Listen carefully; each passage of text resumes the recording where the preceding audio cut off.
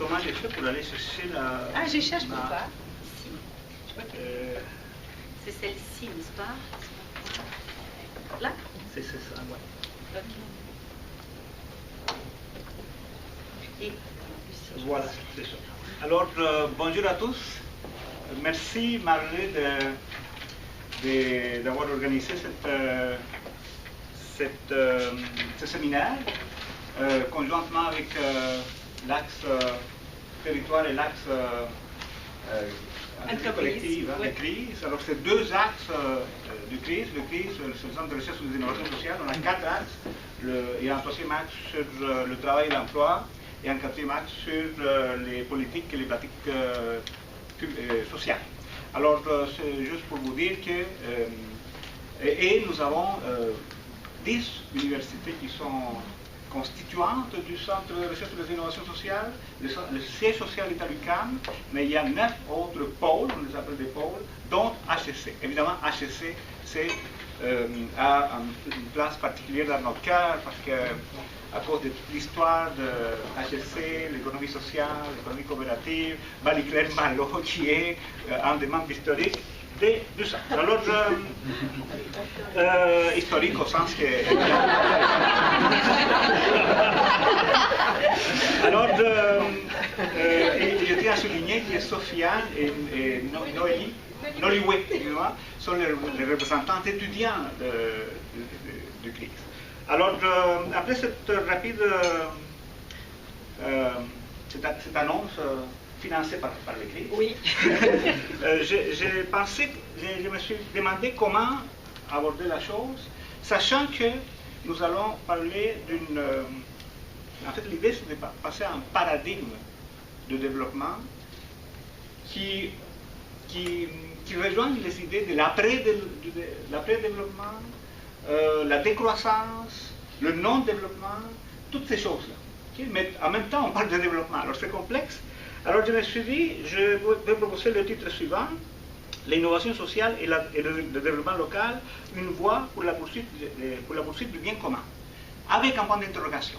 Un point d'interrogation qui porte sur le fait qu'il faut comprendre que tous les développements locaux ne peut pas amener à la poursuite du bien commun parce qu'il y a une vision du développement local qui peut tout simplement être très très très proche de l'économie néolibérale. Alors ce dont je vais vous parler n'est pas cette approche, donc je vais vous parler d'un versant qu'on pourrait rapprocher de l'action collective en fait en termes de développement local. Alors l'histoire c'est comment j'ai fait pour... Ah merci Marie. Comment j'ai fait pour parler de ça, alors que moi je suis géographe et que les géographes avons un biais très important, c'est que nous avons beaucoup de difficultés à parler dans l'air. Et nous sommes formés nous avons été formés de la façon suivante. C'est la géographie s'apprend par les pieds. Alors, nous, les géographes, on a besoin d'un terrain, on a besoin d'un territoire, on a besoin de quelque chose de concret. Alors je me suis dit, je vais partir de quelque chose de concret, et d'autant plus que c'est un cas sur lequel on travaille depuis 3 ans, qu'on a déjà présenté d'ailleurs à un autre moment, et qui est le cas du village de Saint-Camille. Alors, je ne sais pas si la plupart d'entre vous connaissent le village de Saint-Camille, mais moi, ce que je vais faire, ce n'est pas tellement vous présenter le village de Saint-Camille, mais vous présenter le modèle de développement local qui peut conduire à l'idée de bien commun que nous avons dégagé à partir de l'analyse de Saint-Camille. C'est ça mon objectif. Alors, pour moi, aujourd'hui, Saint-Camille, c'est un laboratoire, et c'est un laboratoire d'autant plus pertinent que ça a été un laboratoire rural. Alors c'est un vrai laboratoire rural et nous le voyons comme un living lab. Je ne sais pas si vous connaissez l'histoire d'un living lab. En fait, un living lab non accrédité par ENOL, mais un living lab pareil. Okay? Parce que c'est un laboratoire vivant depuis 1980 en fait, hein, où diverses actions dans divers domaines, d'abord dans le domaine de la revitalisation patrimoniale, dans le domaine de la culture, dans le domaine de l'agriculture, dans le domaine du service aux aînés, du service aux enfants, des écoles, en fait dans à peu près tous les domaines qu'on puisse imaginer, on fait des actions et innovatrices, et on met de l'avant des innovations sociales, et particulièrement dans le domaine de la culture. Alors, je ne sais pas si vous savez, mais le Petit Bonheur, c'est un organisme qui s'appelle comme ça, le Petit Bonheur. C'est un organisme culturel très important qui est comme le, comment on pourrait dire ça, le vaisseau amiral dans le village de Saint-Camille. Alors, c'est une expérience phare en développement local. C'est tellement important qu'en 2006, le monde diplomatique a dit que Saint-Camille était le premier village mondial, le premier village global. Alors, pour vous dire que ça a passé les frontières de Saint-Camille, les frontières de l'Estrie, parce que Saint-Camille, c'est un village qui est en Estrie, à peu près 25 km à l'est de Sherbrooke. Et donc, ça passait aussi les frontières du Québec, du Canada, et pour devenir quand même une expérience importante à l'échelle mondiale. Et c'est pour réfléchir à, comment dirais-je, au modèle qui a derrière cette expérience que nous avons travaillé depuis 2012 avec les acteurs du village pour dégager les éléments de ce modèle dans une expérience qu'on a appelée les ateliers de savoir partagé. Alors déjà, vous voyez, le savoir partagé, ça veut dire on part de la base qu'il y a plusieurs types de savoir. Il y a le savoir académique que les chercheurs représentaient. Il y a plusieurs chercheurs, dont Mélanie Voyon qui est ici. Mais aussi des savoirs expérientiels, des savoirs empiriques que nous avons essayé peut-être pas de fusionner, mais de mettre en relation. Okay? Alors l'objectif de tout ça était de modéliser l'expérience. C'est ce que je vais essayer de faire avec vous, de modéliser l'expérience. Ce que quelqu'un a dit dans une expérience de validation, ça consiste à mettre des mots, et je le retiens parce que ça me paraît très important, mettre des mots dans des expériences ou sur des expériences pratiques que les gens font à tous les jours, mais qui ne savent pas qu'ils sont en train de faire. En fait, ils savent parfaitement qu'ils sont en train de le faire, mais ils ne savent pas que ça fait partie d'un modèle. L'idée de modéliser, c'est de voir le cadre global qui donne un sens à toutes les actions qui sont faites quotidiennement par les uns et par les autres. Alors, c'est ça l'idée. Et ce que je vous présente, donc, c'est essentiellement les éléments de ce modèle. La première chose à dire, c'est que ce modèle s'appuie sur 4 paliers fondamentaux. Alors, le premier palier, c'est l'organisation. Alors, qu'est-ce que ça veut dire l'organisation? Ça veut dire l'ensemble d'organisations qui existent. C'est un village qui, aujourd'hui, il y a à peu près 550 personnes. Il y a au-delà de 30 organisations. Alors, c'est pour vous dire, et ça va depuis des organisations de développement économique jusqu'à des organisations de coopération, comment on appelle ça, des coopérations décentralisées là, avec l'Afrique et tout ça, pour vous dire, avec des organisations culturelles et toutes sortes d'organisations. Une trentaine d'organisations, ce qui veut dire qu'il y a plusieurs personnes qui participent à plusieurs organisations. Hein. Une personne par organisation, c'est pas possible. Alors, il y a une densité organisationnelle extrêmement forte, mais aussi des interactions très fortes entre ces organisations. C'est important à retenir parce que je vous fais remarquer, je ne sais pas si vous allez être d'accord avec moi, mais les transformations qui sont en cours en ce moment dans le domaine du développement des territoires au Québec visent à éliminer les organisations, en tout cas à diminuer le rôle des organisations comme les CLD, ces choses-là, parce qu'on dit, bon, on va mettre de l'argent sur les vraies affaires ce sont les entreprises, et on dit les organisations, bon, ça c'est pas des vraies affaires. Or, tout ce qu'on sait aujourd'hui sur le développement territorial nous dit que les organisations sont fondamentales. Plus il y a des organisations, mieux c'est. Pour autant, évidemment, qu'ils soient en interaction. Donc, premier palier, les organisations. Deuxième palier, l'ouverture. C'est un village, je l'ai dit, et il y a eu déjà un article dans le monde diplomatique, ça montre une chose, c'est qu'il y a un lien très fort avec des réseaux de toutes les échelles, locaux, nationaux, régionaux, nationaux, internationaux. Des réseautages serrés, mais multiples, avec des liens, comme on dit dans l'analyse des réseaux, des liens forts dans certains cas, des liens faibles dans d'autres cas. Donc, c'est un élément très important, l'ouverture. Troisième élément très important, la temporalité. Et je dis que c'est important parce que tout à l'heure, on va parler de l'histoire du bien vivre ou du bon vivre. Hein. Puis là, dans l'histoire du bon vivre, la temporalité est extrêmement importante. Hein. Alors, ici, on a investi de façon explicite le temps. Le temps au sens du passé, au sens qu'on mobilise les ancêtres, les premiers fondateurs et toute la trajectoire du village, mais on mobilise aussi et on s'est fait un récit de ce qui serait l'avenir. C'est comme un petit récit. Vous connaissez l'histoire de la crise des grands récits de Jean-François Lyotard, mais ça, ce n'est pas un grand récit, c'est un petit récit. Et laissez-moi vous dire que c'est extrêmement efficace. Alors, la temporalité, en tant que mobilisation du temps. Et quatrième élément très important, la réflexivité.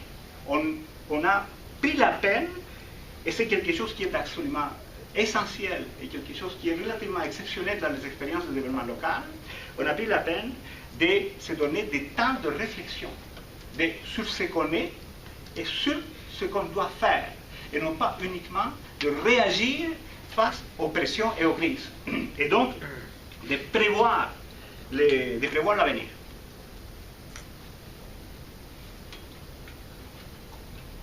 Alors, face à ces éléments, on a développé une approche de créativité face aux défis.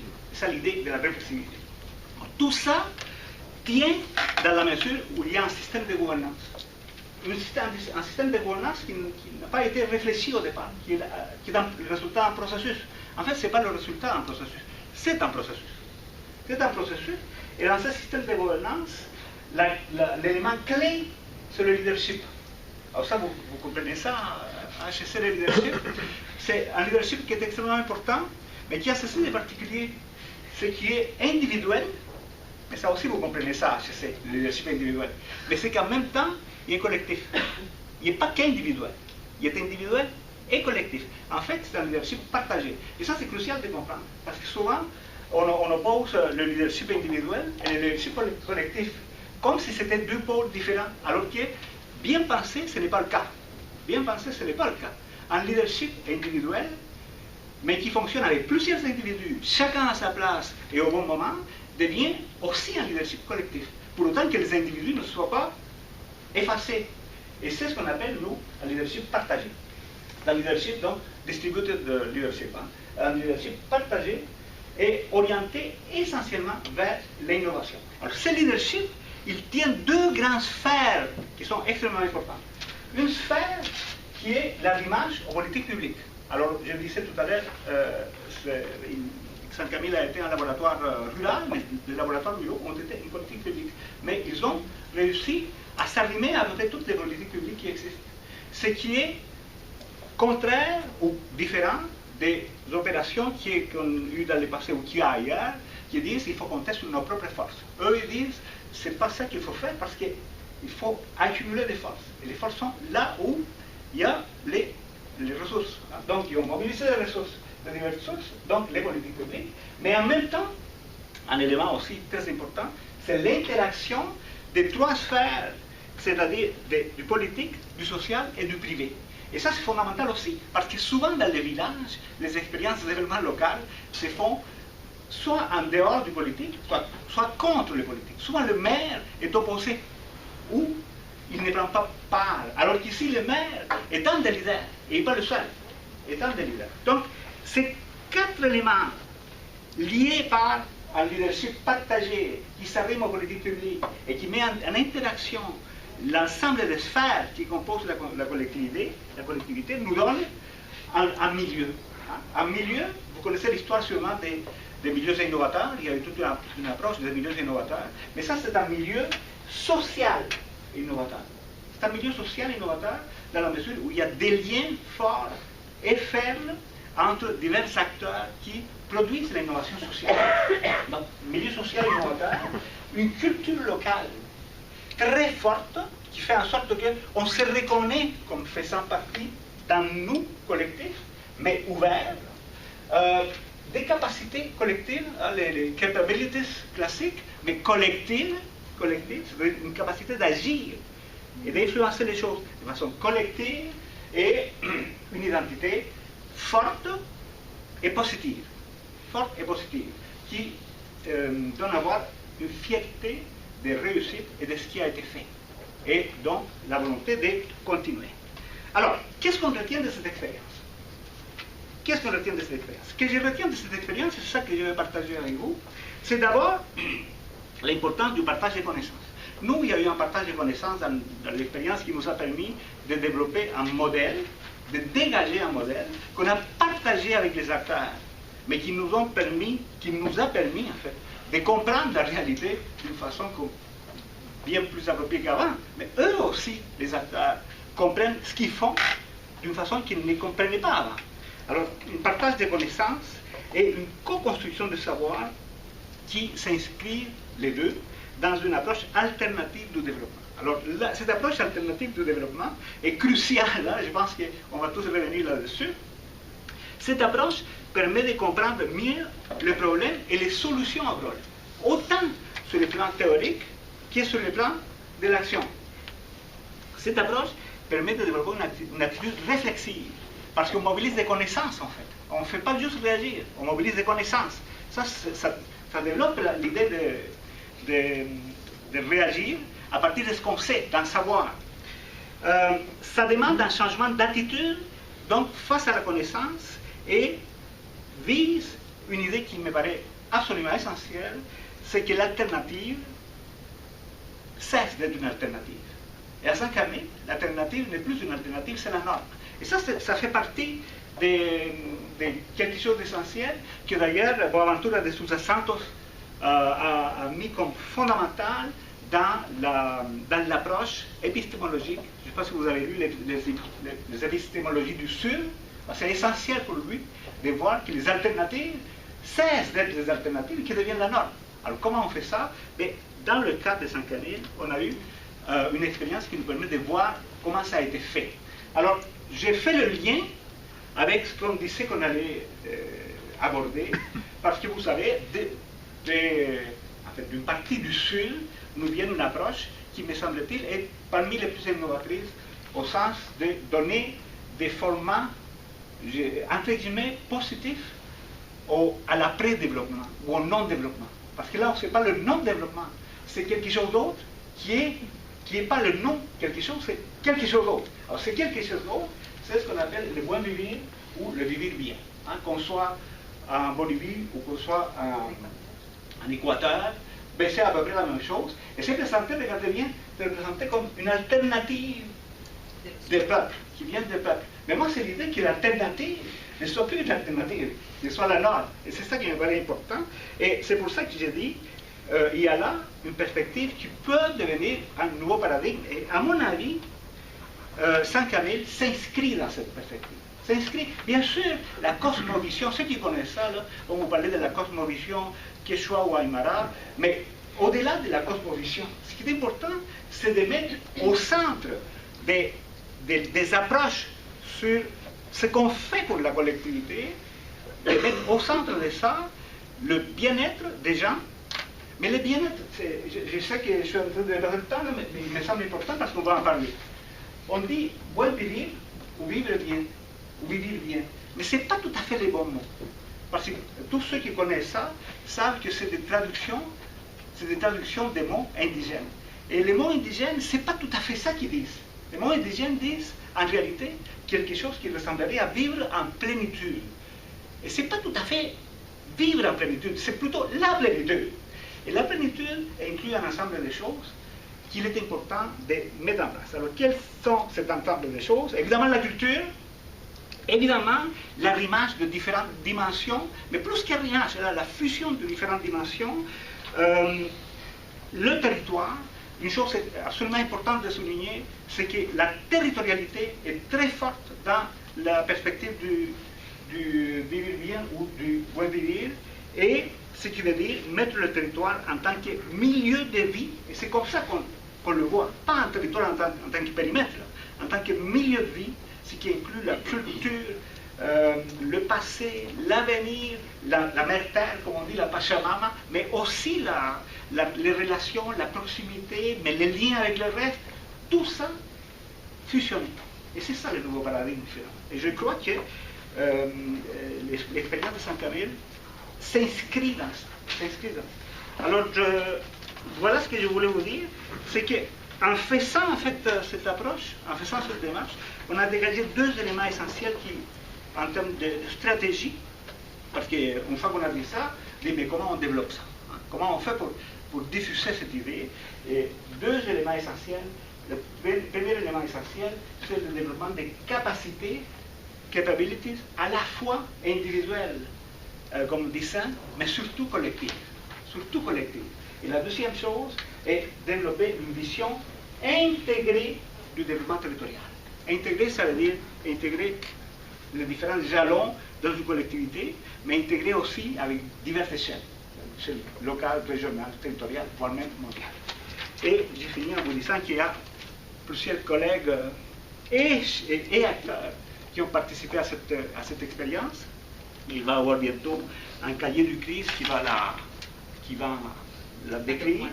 Et malheureusement, la seule personne, je crois, qui est ici, c'est Mélanie Doyon, mais il y a en fait 7 collègues et 5 acteurs qui ont une présence très active dans le développement de cette expérience. Alors, je ne sais pas si Mélanie a quelque chose à ajouter, mais elle le fera. Mais ça a été une expérience extrêmement enrichissante. Voilà.